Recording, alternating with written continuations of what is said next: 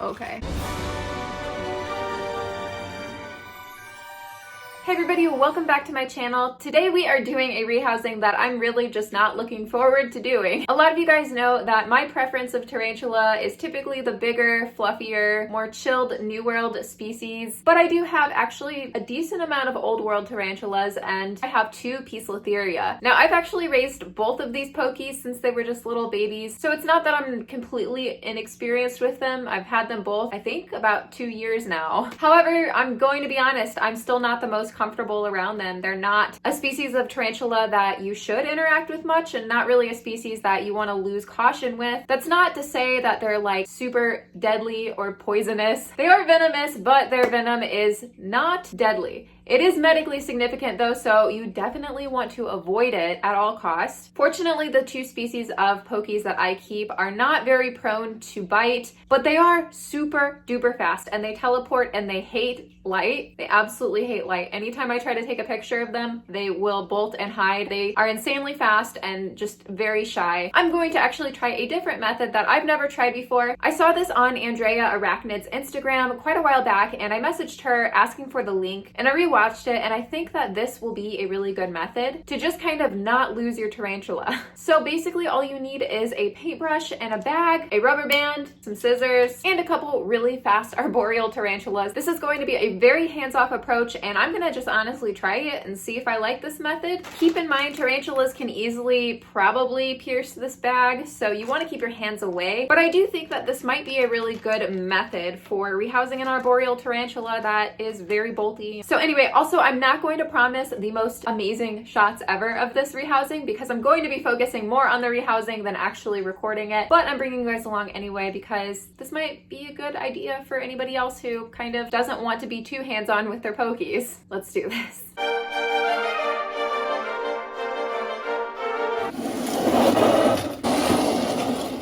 Okay, so let's start off with the fact that I am going to be rehousing them into these exoteras. Now they do have these backgrounds, but I removed them because they're just kind of like a waste of space.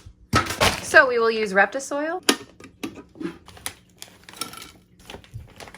And then I have a piece of cork for this one. We're gonna have to come in from the top. That's what I really like about exoteras though, is you have access from the top and you have access from the side, which is especially handy when it's an arboreal tarantula and you don't know if it's going to web up on the top. And we'll sprinkle a little, oh, I already got dirt on the floor. Oh no, dirt on the floor. All right, so there's one.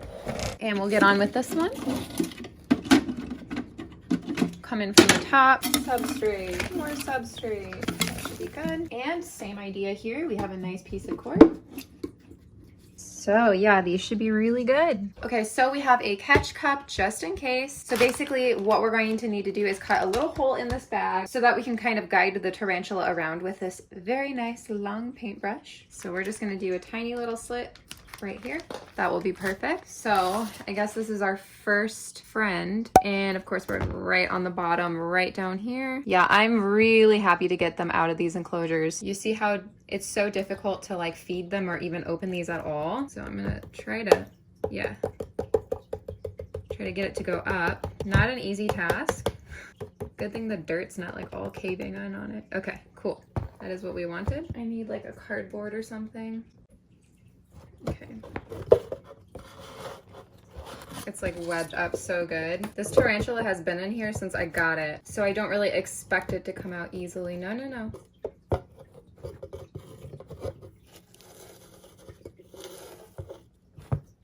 Try. Oh my god. I put this enclosure together so bad. This was actually my first pokie, so yeah. All right, we're gonna have to try to move really fast here. Faster than a pokie.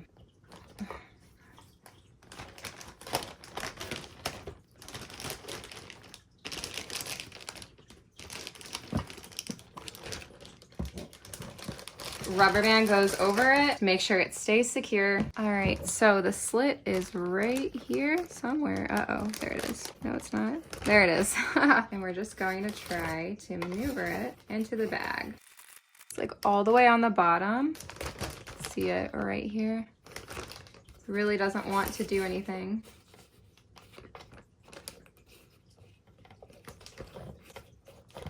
Yes. come up into the bag. Now it's stuck on this side. I wonder if I should just cut another slit in the bag. Sorry you can't see, this is not like the best bag, but it's the only one I could find. So let's try to get it. Definitely not wanting to go anywhere. All right, I made the mistake of gluing the cork in here, so this is my fault. Yeah.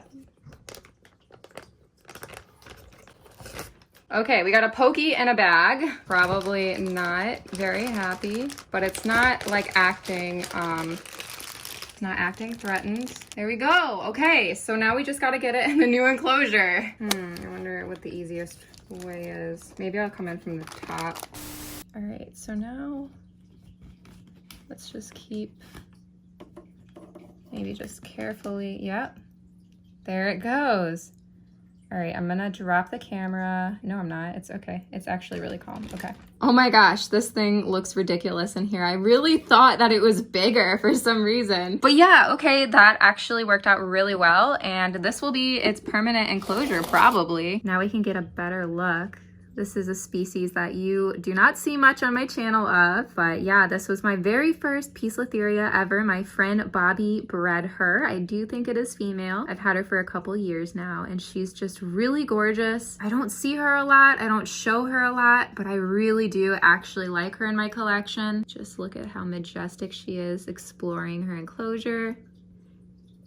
And I'm sure she will build a really nice web somewhere down in here because she, like I said, she really likes the dark. And I think we'll get some better feeding clips of her now. All right, well, we will let her to it, but I hope you guys enjoyed seeing her. And now we got to rehouse my Poecilotheria Metallica, which hopefully will go as smoothly. Okay, so we got one down and now we just have the P Metallica. And my P Metallica moves really fast and is a lot more bolty than my Regalis. As you'll see, if you can see, she just moves so fast. And if you guys remember, this is Pecco, because remember he named his Poecilotheria Metallica cat? Well, this one is named Pecco, and Pecco actually fed her or him. I'm still not sure. I get mixed answers every vent shot that I show, so we can go ahead and grab this molt and maybe try sexing that as well after we safely get this in its new enclosure. All right, so this thing is right now kind of doing the Pokie position, where it's kind of like trying to make itself look invisible. This is what they do in the wild to kind of hide on the trees. I hope this goes as smoothly.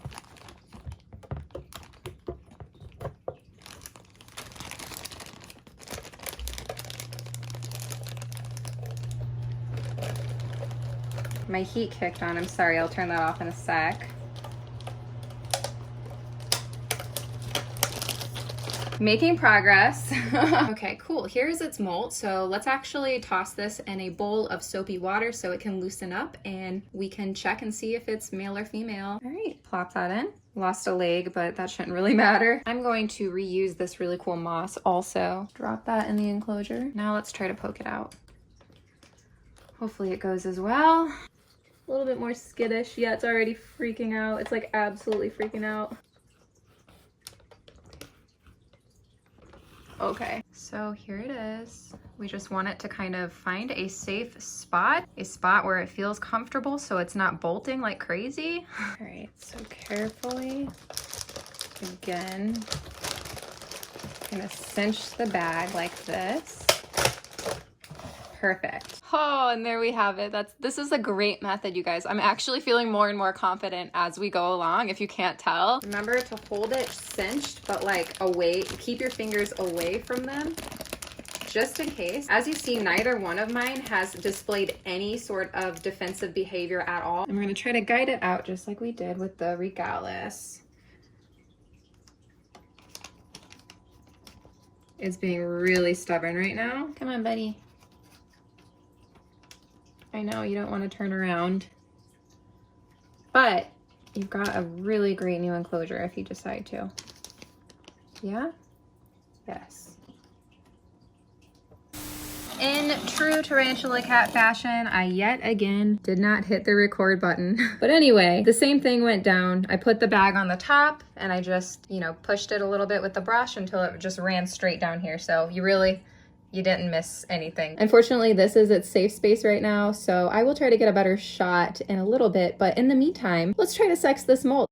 Okay, let's try, see if we can find out if this P. Metallica is a male or a female. Pull it out, flap it down, and try to make sense of this.